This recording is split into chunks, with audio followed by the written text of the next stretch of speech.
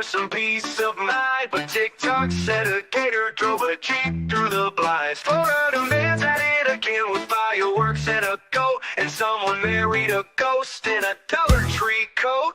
Hey, what in the Walmart rapture is going on? Aliens dancing in a Waffle House song. Karen's got a taser in the checkout line. And Dr. Oz just adopted birds to fight off crime. Oh, I'm just sitting here scrolling, my jaw on the floor. The internet's a circus and I can't take no more.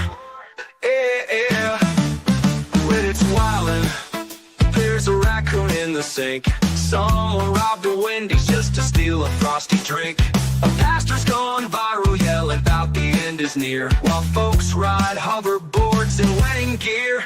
Hey, what in the Walmart rapture is this mess? Florida's a movie, but it's filmed in VHS. Someone fed meth to a squirrel named Dave, and now he's in a cage just throwing rave. I'm just... Good morning, everyone, and thank you, Grass is Green Enough, for becoming a new member. I'm making your tag right now. Thank you, Wolfram and Tammy Fayette. And let's see, Super T, good morning, and John Naylor. And let's see here, Audio Coffee, JKD Buck, and Jim, good morning. Well, what in the Walmart world is going on is that there is an either incoming tsunami or just happened tsunami. I don't do well with time, but it does seem like there is a big tsunami that's heading for Hawaii and Alaska after an 8.8 magnitude earthquake struck off of Russia. A massive, 8.8 earthquake rocked the upper Pacific Ocean Tuesday evening, triggering tsunami alerts for the entire state of Hawaii, parts of Alaska, and the West Coast after the first waves already hit portions of Russia and Japan. Now, the quake hit an area about 74 miles off of Chamatsky, which is on the southeastern coast of Russia's Pacific Ocean Peninsula, about 1:24 p.m. Hawaiian time. Now, it struck 11 miles underground, resulting in tsunami warnings and threats throughout the entire region, with multiple aftershocks reaching as high as 6.9, scales of the magnitude. So, I mean, this is scary. Like I said, I'm having a hard time doing math as to when this is actually supposed to hit Hawaii and Alaska. Now, residents in Honolulu are being advised to move to higher ground as the waves are estimated to reach Hawaii at around 7:17 p.m. Now, or 1:17 a.m. Eastern Time. Now, Joint Base Pearl Harbor Hickman on the island of Oahu has opened parts of access roads to aid residents' attempts to get to higher ground. Governor Josh Green has urged Hawaiians to remain calm and evacuate coastal zones, but reassured those who are worried that, no residents died during the 2012 tsunami, which saw 7-foot waves. Yeah, maybe don't say don't. Roland, it could have. I'm going to be very honest with you. I was having a hard time working out the math this morning at 4 a.m. So it probably already hit, if I'm honest with you. So what models were showing at least is that the waves would be about 10 feet above normal sea level. So it's like a rise of 10 level, above what it would normally be. And it would stay high for that for maybe 5 to 10 minutes and then go down. Now, the National Weather Service, did send out warnings, did send out advisories and watches. So these warnings did go out to people, which is, comforting considering that, these systems are in place for a very active geological area. And I hope no one was hurt as, when and if reports come in that there was any loss, I hope it's able to get taken care of. I hope they're able to rebuild. And honestly, I didn't have a tsunami or any tsunami waves on my bingo card. So I do hope that everyone is okay and there are no great, losses of life or businesses. And I'm sure tomorrow I will, update you on that kind of stuff. In other news that is quite sad, especially if you're an Iron Maiden fan, the original Iron Maiden vocalist Paul Mario Day passed away at 69 or the age of 69. British rocker Paul Mario Day, best known as the original vocalist of Iron Maiden, has passed away at the age of 69. The heavy metal musician died peacefully at his home in Australia Tuesday, his family revealed. An official cause of death is unknown at this time, but the rocker had been battling cancer in the recent years. Now, Day joined Iron Maiden as the group's first vocalist in December 1975 at just 19 years old after being recruited by bassist Steve Harris. However, Day's tenure with the iconic band lasted just 10 months and saw him leave following claims that he lacked both energy and charisma. Oh, they are? Well, let's see if I can find that. I love that I'm like, squirrel? I will tell you guys, it's a squirrely kinda day.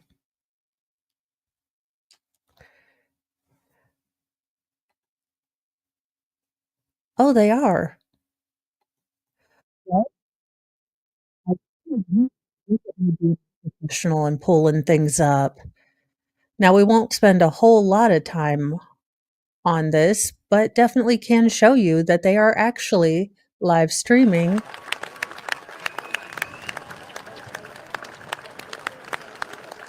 There's a marching band? Look, Squid Pro Quo, it is a week before.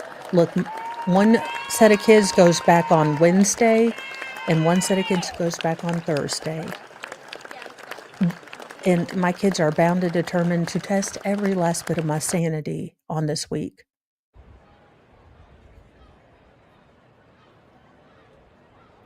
Wow, that is a lot of people. Let me see if I can find the marching band.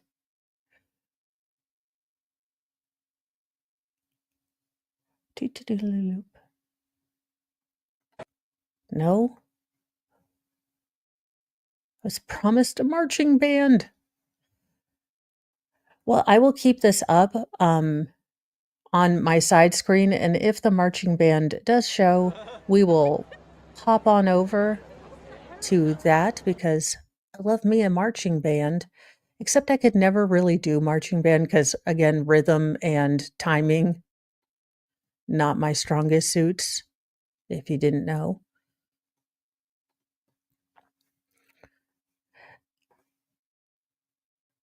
And alrighty. So,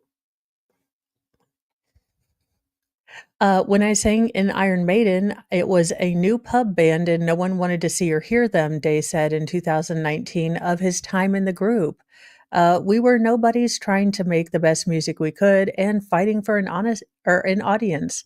Now, Day performed at Maiden's first gig in May 1976 in London, but shortly after he was replaced by Dennis Wilcock, another short-lived member of the group who exited just the following year.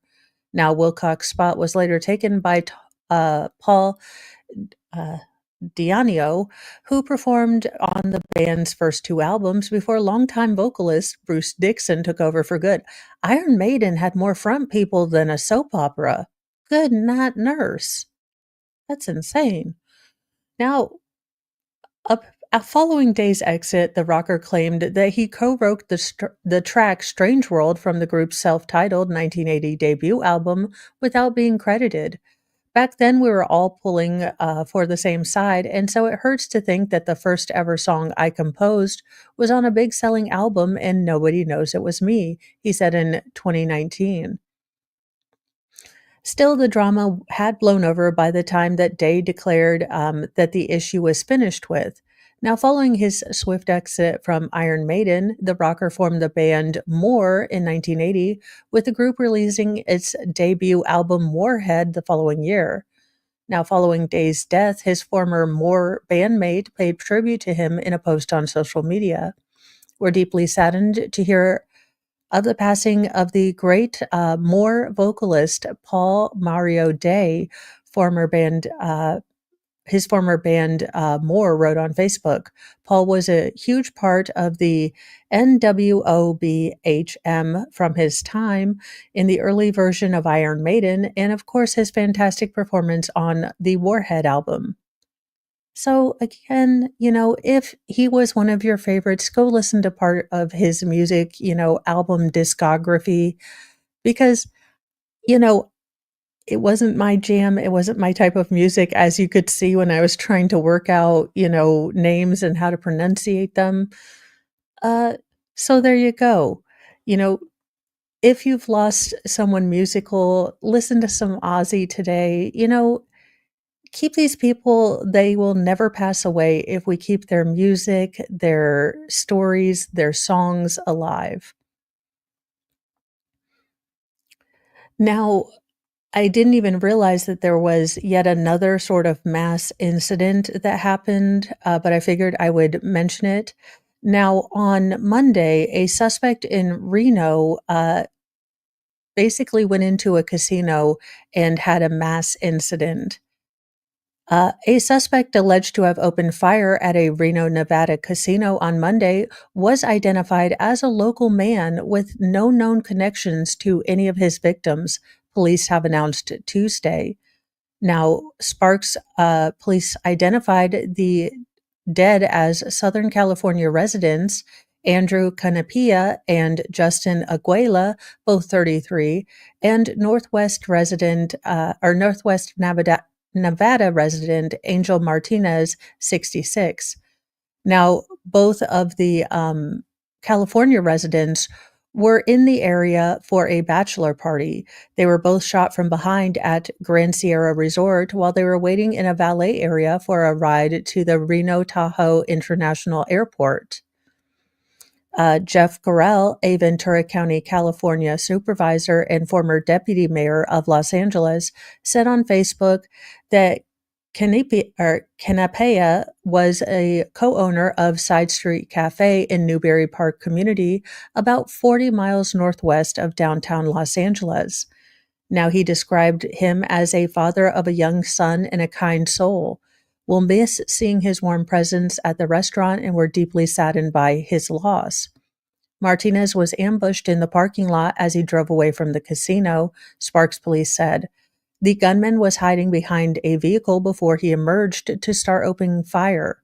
3 other people were injured in the incident, with one being treated at the hospital and being released, and 2 remaining under medical care as of Tuesday, but expected to recover. Now, the suspect was identified as Dakota Haver, 26, from adjacent Reno, with no criminal or mental health history to note, police said. Now, investigators have not found any connections to the Grand Sierra Resort or any of the victims, so the motive, the reason this happened, is unknown. Now, the attack was reported just before 7:30 a.m. on Monday and unfolded as, this perpetrator on foot and armed with a legally purchased, force multiplier opened fire on people gathered near the valet stand. Now, the weapon apparently jammed, but only briefly. And as the gunman left, he shot a security guard who returned fire. Now, when officers arrived, he exchanged gunfire with them and was critically injured. Now, the suspect remains hospitalized. Police department has launched an investigation into the attack and the possible motive of what the attack was. Grand Sierra Resort is a high-rise hotel and casino that often books top touring music and comedy acts and did not immediately respond for comment. So I will try to get you guys more information as more things come out, or they have more information that really explains maybe what was going on beyond just the sort of bullet points of what happened. Well, I mean, the chairman, I'm not a big old, WWE person, but apparently Vince McMahon is having a lot of issues here lately. I mean, he's got that legal assistant that he was, texting all the weird stuff to, and now he's been in a car wreck. Former WWE boss Vince McMahon was involved in a rather nasty car crash in Connecticut last week, according to multiple reports. Now, McMahon, 79, was traveling near Westport on Thursday morning when his 2024 Bentley slammed into a 2023 BMW 430 before hitting a median guardrail. Now, a third vehicle, a Ford Fusion, we got these really nice cars like Bentley, BMW, Ford Fusion. But there you go. Yeah, let me switch back over to that and get back. I'm gonna warn you guys, this is gonna not be an easy thing to watch. If you have a hard time with other people's grief, this is gonna be really hard to watch. But let me pull it back now and put some sound up because it does seem as though the family has arrived. And get it back to where the family comes.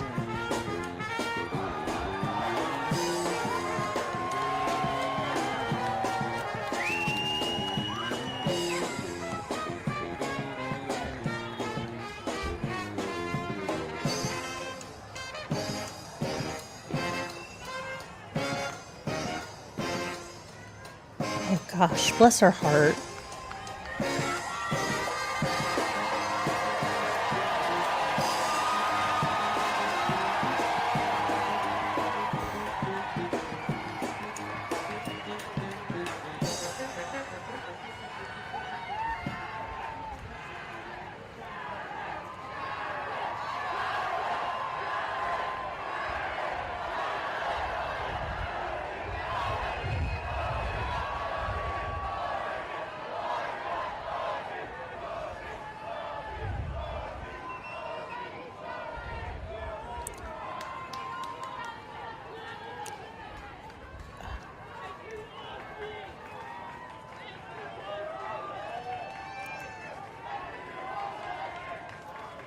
And I don't wanna pause it too much, but, they get upset at us, but the bravery to go out and, show your grief is something that I could not imagine. And, a lot of people are looking at Sharon and how she's going to react, and she's her world's exploded. So, you know, I get that everything he wanted it to be good and happy, but I am just in awe at a woman whose life has exploded, and she is over here showing her support to his fans, even when it's really painful for her.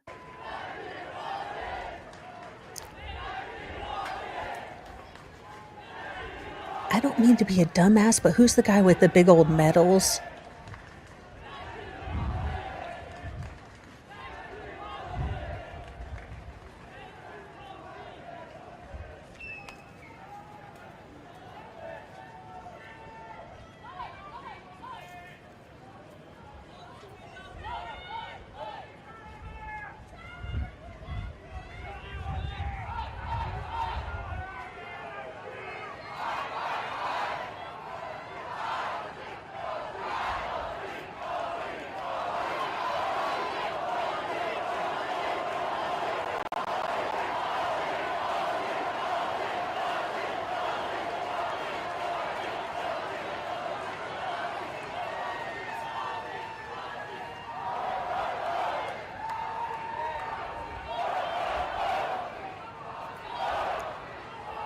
Alrighty, we are going to go back to the news because I'm afraid I do have to leave a little early today. I am going to a freshman orientation,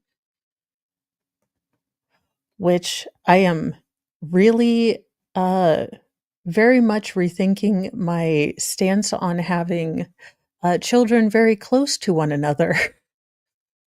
Very, very close to one another. I am rethinking that because we now have a senior, a freshman, uh, one going into middle school, one starting college. I don't know whether I am coming or going this week. Trying to go to all these open houses is kind of where I'm going with this. So basically, Vince McMahon, got into this car wreck. Uh, Barbara Dorian claimed in a Facebook post that her BMW was struck by McMahon as she was on her way to catch a ferry to Martha's Vineyard.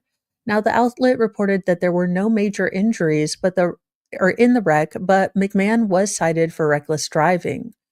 Now, photos of the crash show fairly extensive, wrecks. Well, I mean, we are not sure. We are not sure. Now, the crash came on the same day that, unfortunately, wrestling legend Hulk Hogan passed away at 71. Hours after the reported crash, McMahon took to social media to mourn the loss of Hogan.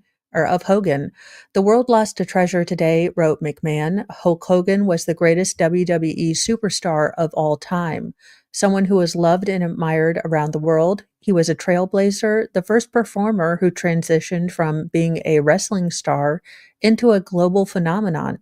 His grit and unbridled thirst for success were unparalleled and made him the consummate performer. He gave everything he had to the audience, whom he appreciated, respected, and loved. He leaves us with one of his favorite expressions: train, take your vitamins, and say your prayers. Today we pray for him. So there you go.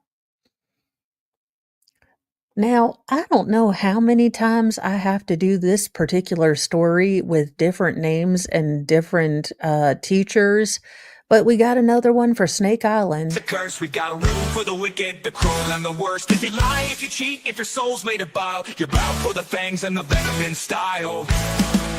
Oh, one-way ticket to Snake Island. Oh, better contents, less cowards and gaslighters. Go. No anchor, no lifeboat, no tearful goodbyes.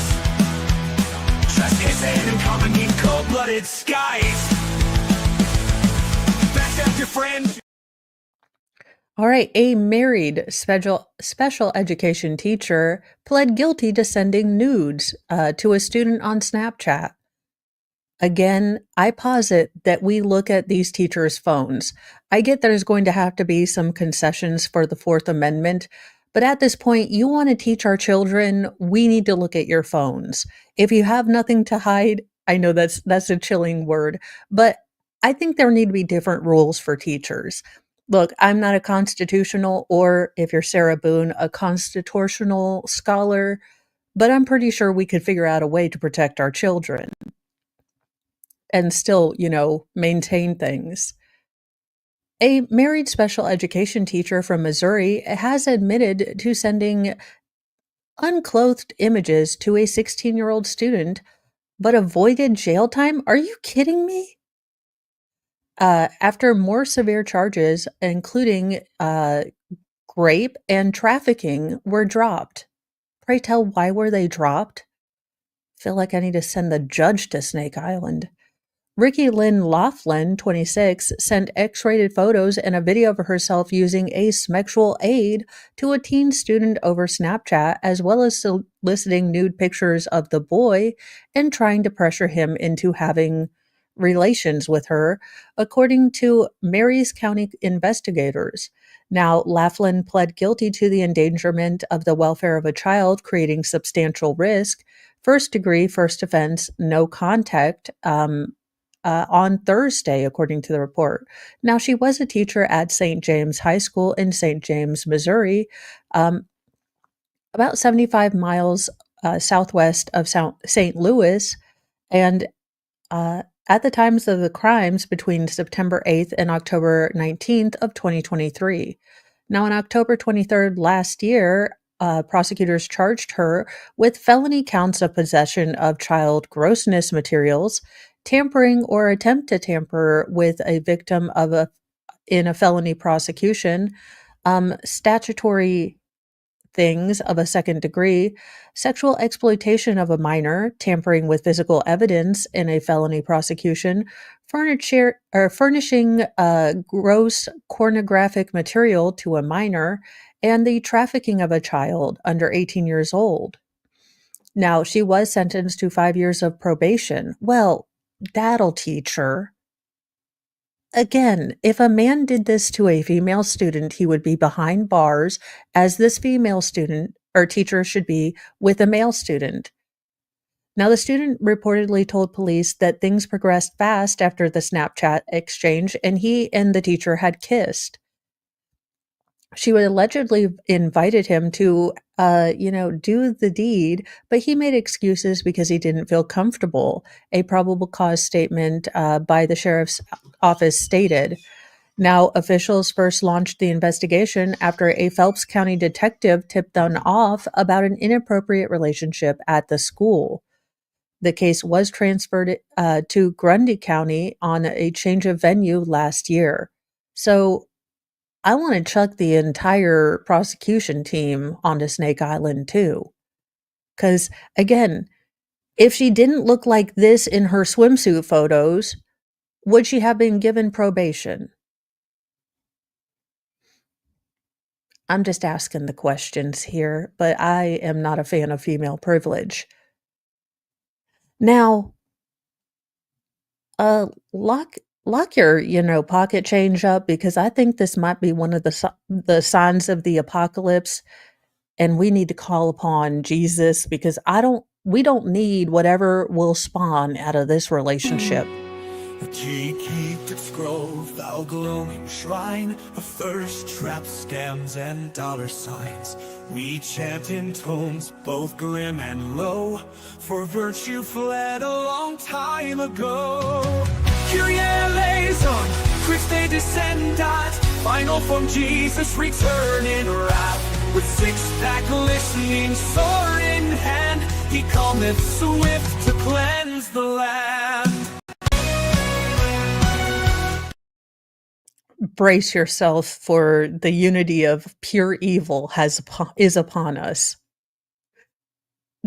Can we vote democratically no to this? Katy Perry and Justin Trudeau have stepped out for dinner in Montreal just 1 month after she announced her split from Orlando Bloom. Now, I'm not going to make you listen to a whole article about Katy Perry, but I'm pretty sure this is how the apocalypse starts. Like, I don't know the true origin of the Antichrist, but I think a union between these two is a possible outcome. So, can we please collectively across the universe say no to this? I'm just asking for a friend.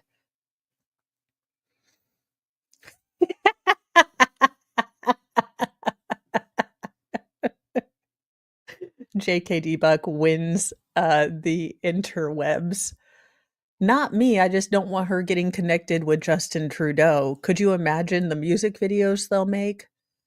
Ugh. But there you have it. In another funny story, apparently Luke Bryan got nailed by something at a performance at a state fair. Now, again, what happens at the state fair, stays at the state fair. Luke Bryan got nailed in the face by a flying object while performing at a state fair. This was not his kind of night. Luke Bryan was struck in the face while performing at a North Dakota State Fair Saturday.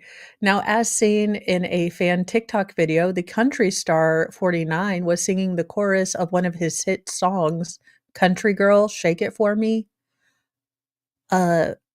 Confession, and I will probably get thrown out of Indiana. I don't know many Luke Bryan songs or any that I can really remember off the top of my head. And I do think he looks kinda like Beavis from Beavis and Butthead, if I'm honest with you. So, I will be kicked out of Indiana summarily for those 2 statements. Pray for me. Brian appeared to cover his face with his arm as a small bat hit him. Then he looked to the ground to see what the object was before staring intently into the audience. He finished his track and flashed a smile at the end of the clip. Poor Luke Bryan got hit in the face during his encore and carried on like a champ, though. Now, fans quickly flocked into the comments section to share their disgust at what had happened. I mean, there you go. This is why we probably won't get any better concerts at the fair. I effing hate people. There's no excuse for this. Who throws something at someone they paid to see? No idea. Shame on whoever did this, another social media user quipped. Now, one fan complimented the artist on keeping his composure, writing, Luke Bryant got hit but kept on rockin', much respect. We can even see said, hit in the face. Even if, okay, you put it on there like he's gonna do something and then nothing. I don't know how to work TikTok. Y'all know I don't know how to work TikTok. So, he was reached out for a, comment and he's like, look, it happens. Stuff happened.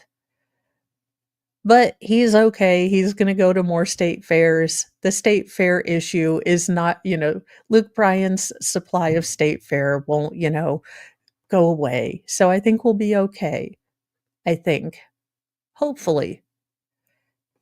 And because we're getting a little bit, a shorter time, we bring in, and we only really have one, but it's a super grody guy, and he needs to meet Lord Chippy real bad. Real bad. They're our skin, they steal our grace. These monsters wear a human face. No gavel, no badge, no throne, no crown can stop Lord Chippy from burning them down. Justice ain't fast, justice ain't clean. It's a long, sharp road through the in-between. So raise your fists and light your flames. Chippy's coming and he don't play games. Of all of the gross things that I've had to report on, this is one of the grossest, and I do not say this lightly.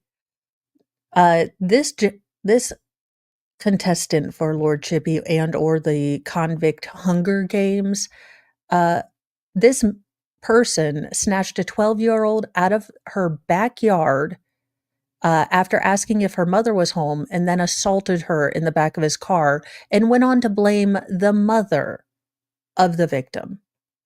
A Minnesota man is headed to prison for snatching a 12-year-old girl from her backyard as she was playing, assaulting her in the back of his car, with prosecutors saying that he tried to form a relationship with the youth over phone calls afterwards, then blamed the victim's mother, claiming she was behind everything.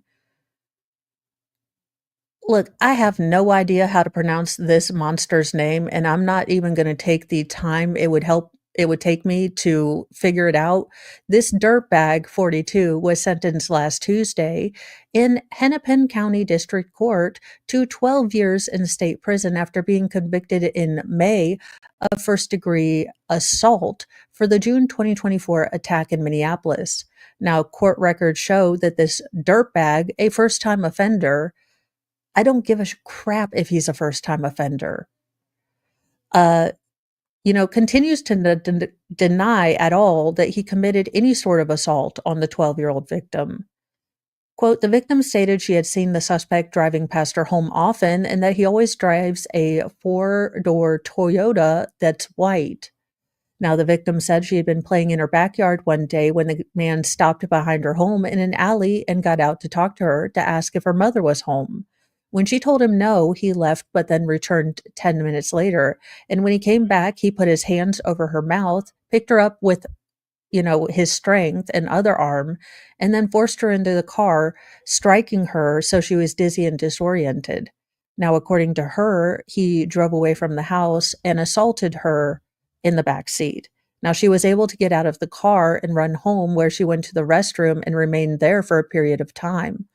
It was on June 10th, 2024, that the girl reported it to her school counselor, and she was taken to the Hennepin County Medical Center where name or assault kit was taken. A family member found calls on the 12-year-old's phone to a person named Muhammad Muse, who police believed to be this dirtbag, which were being ignored according to the complaint. Now, the relative, identified as an older brother, asked who the person was and began messaging them through Snapchat. Now, the brother picked up one of this dirtbag's calls on July 29th and heard him say, "Hey, beautiful, I miss you. When can I see you again?" before hanging up. So not only did this man assault her, but he was terrorizing her.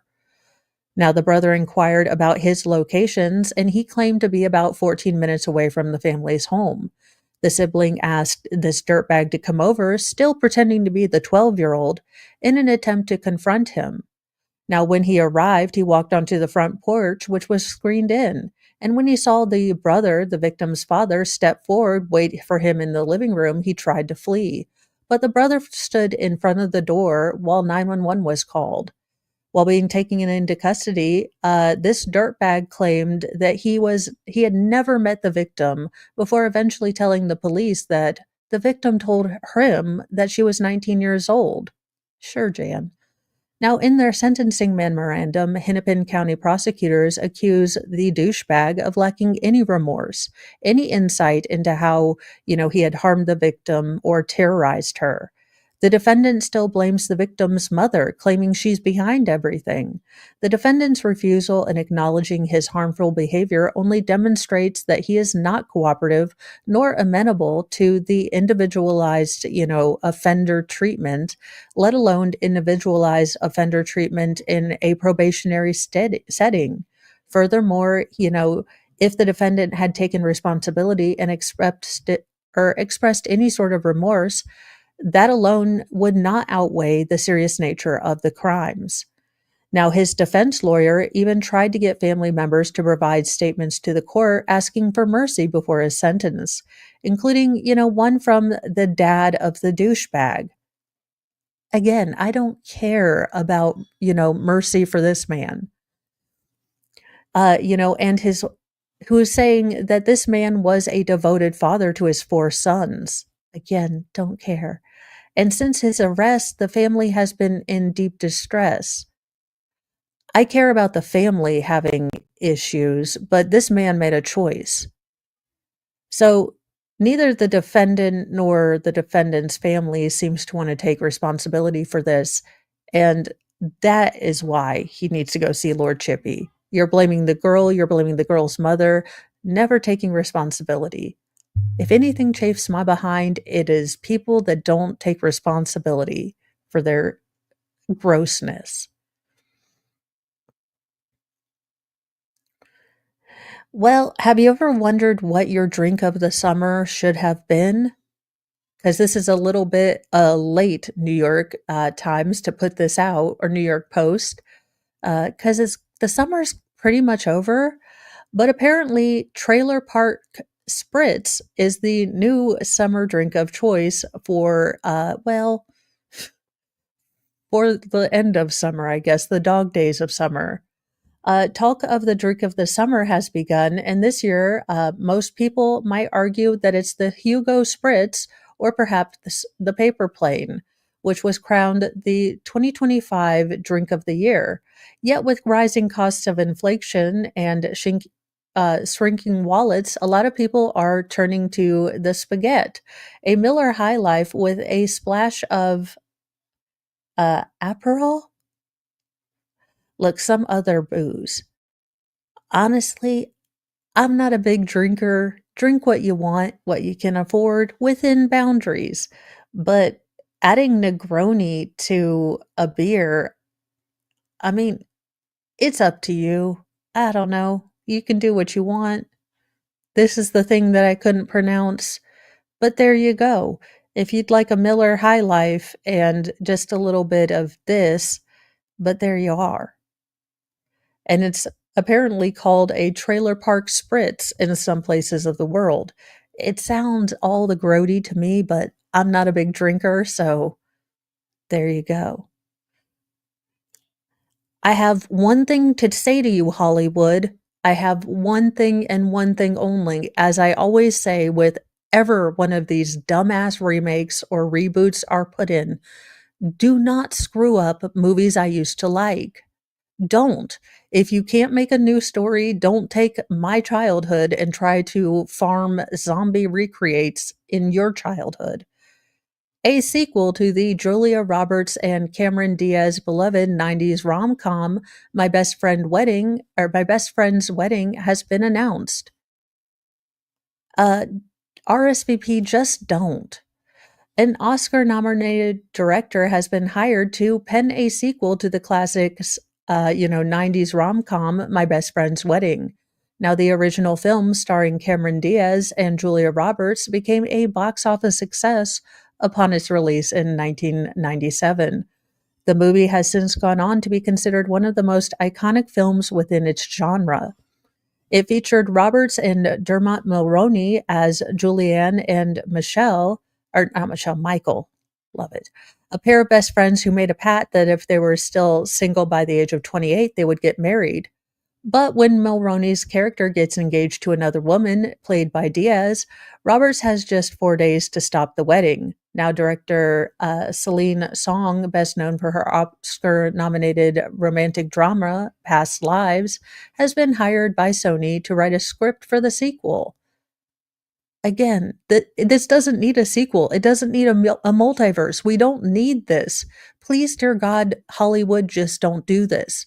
Don't do this. We don't need it.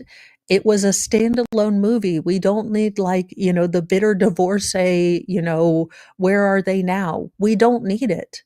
We just don't. So how about just don't calmly take your hands off of old movies and put them away? You're welcome, Hollywood. Now, as one of my patron saints of Snark, one of the women who taught me the glasses down and look, all praises be, and I thought she was passed away, but I'm stoked to know she's alive.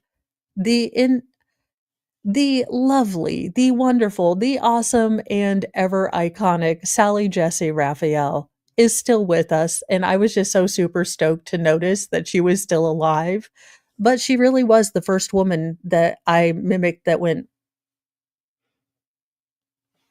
and I'm just saying, you owe all of my snarkiness and eye looks from Sally Jesse Raphael. Iconic talk show host Sally Jesse Raphael shared some rare photos amid her retirement and looked nearly unrecognizable from her network television days. One Instagram photo shared Friday, the former Sally host rocked bright red hair, a black and white sundress, and a green scarf that she enjoyed a breezy boat ride. She captioned the post with a nod to her Raphaelites and added that she's serving us sailboat vibes. Now, two additional pics show the TV host, aged 90, pulling her fiery red locks into a ponytail and donning a tie-dye t-shirt while lounging on the end of a dock. So, I mean, very cool. Again, I thought she was dead, so yay that she's still alive, and you would think that I would Google things if I was unsure. But again, possibly my favorite talk show person ever. I swear. She was my favorite. Like, some people liked Maury, some people liked, Jerry Springer. I was a Sally Jesse Raphael kind of gal. So y'all have her. Yeah, she's 90. So y'all have her to, credit when I do the little, because I just thought that was so sassy when I was little. Well, a popular arcade has broken the Guinness World Record and made the world's largest claw machine. Will it find my dignity? My inner child? They kept their eyes on the prize. An arcade in the Philippines has earned a Guinness World Record for installing the world's largest claw machine. Now, the Playfair Arcade, located at the Tops Landmark in Barangay Busquets in Cebu has earned the title for its Claw King, which encompasses a staggering area of 1,761 cubic feet. Now, the massive game, which is over 17 feet long and close to 13 feet tall, with being over 8 feet wide, was first unveiled to the public on July the 5th while being measured by a local construction company in compliance with Guinness World, Record standards. Now, on July 21st, the owners were officially awarded the title, along with Playfair announcing a history making feat on its Facebook page. Well, there you go. You can put $20 in and still feel like a jackass because you didn't get anything. What an epic achievement we happily share with Cebu. We are beyond proud to bring this record home. The arcade posted to its 2,500 followers. This incredible achievement would not have been possible without the support of everyone who participated, supported, and cheered us on. Okay, you guys, it's not like okay, I get it, but you didn't like cure diabetes, okay? You created the largest, claw machine. I get that you're really excited, but like, it's not like you guys figured out how to, figure out the wiring in my house. So when I put the dishwasher on and, want to be extravagant and, toast some toast, why one of the fuses, always kicks. That would be an achievement. The world's largest claw machine is not, that crazy. About 5 minutes after my family goes to the park, pretty much.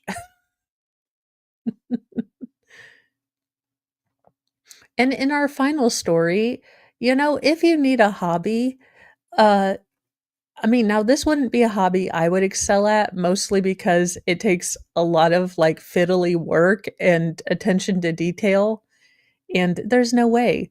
But a truck driver has spent 21 years creating a massive model of New York City out of balsa wood. It was quite the process. Well, it took 20 years. Holy crap, that's a whole hell of a lot of not giving up, and I would totally be too lazy to not give up. Joe Mackin has spent the last 21 years painstakingly putting together an intricate 3D replica of New York City by hand using nothing but balsa wood, Elmer's glue, and a whole lot of ingenuity. Now, the finished project, unveiled recently in a viral TikTok video, features nearly a million buildings spanning all 5 boroughs, including Staten Island, and even parts of New Jersey, Westchester, and Long Island. All right, so let's see. No, I want to see this one. Why won't you just play the video that you were just playing? Okay, I don't know how to work stupid TikTok. I hate TikTok.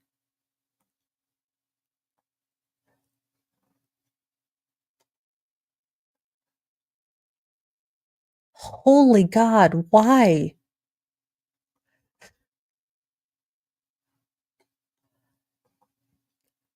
That is insane. I mean, it was quite a process. I just kept building and building and building. Truck driver Mackin, 63, told the Post of his sprawling pet project. I never thought in a million years I would ever get it done. The whole thing, the entire thing. Now, at 30 feet wide and 50 feet long, the diorama is so gargantuan that he keeps it in a storage unit near his home in Clifton Park, about 20 miles north of Albany. It's not just the scale that boggles the mind, it's the hyper realistic homage that is excruciatingly detailed from Astoria's trademark row houses in Queens to the United Nations building in Central Park in Manhattan. The latter island took 12 years alone to get done, creating each skyscraper from scratch. If you're flying over Central Park and then you look at mine, it looks exactly the same, the proud builder said. Now, Mackin's magnum opus has caught fire online, with TikTok viewers calling the 3D cartographer a living legend and imploring NYC cultural institutions to showcase his Big Apple tribute in an exhibit. Now, among more than 12,000 comments, one labeled his work insanely impressive. YouTube even weighed in from its official TikTok account, writing, "A million buildings? A museum needs to display this ASAP." Not bad for a truck driver without any formal training in engineering or architecture. I knew it was my thing when I was doing it because, well, I was never into carpentry or anything like that, but I was into, skylines. Now, Mackin, a Middle Village, Queens native who moved upstate 20 years ago, told the Post that he began his project as a hobby after getting inspired by seeing the Manhattan skyline out of his bedroom window. So he would watch old New York documentaries to figure out the kind of different iconic landmarks. But it wasn't until April 2004 that he started creating, constructing one building at night, starting with the RCA building, or used to be Rockefeller Center. Before he knew it, he had built all of 30 Rock, and then he started going uptown. Again, this is a whole lot of ridiculous thing. I mean, that being said, I mean, I can spend, months off of on a cross stitch project that people would find tedious and boring. So, hey, and I bet his wife is just super happy that he's put this all in a storage unit. So, I mean, it's really impressive. I just don't know what in the world you're going to do other than display it at, a museum. So, there you go. I mean, honestly, it's really cool, but I just don't know what you would do with it. And yeah, he probably is smarter than most. Oh my gosh. Yes. To be fair, I would play Godzilla or Reptar, depending on which, battle line you fall onto. But thank you guys so much for joining me. I do have to skedaddle on out of here so I can take my, my freshman to go get orientated to her new school. She is, like, "I don't think parents are allowed." And I was like, "Oh, okay, well, that's fine. I can wait if I'm not allowed, but you do need me to drive." So that is where I'm going. Do not forget that at 3 p.m., we will have alternate juror. We will be on the Petty Express, continuing to listen to the Shanda Vander Ark trial. Have a wonderful day wherever you are. Be kind to yourself, be kind to others, but have a sassy mouth and carry a can of bitch fire because kindness doesn't equal doormat. Bye, you guys.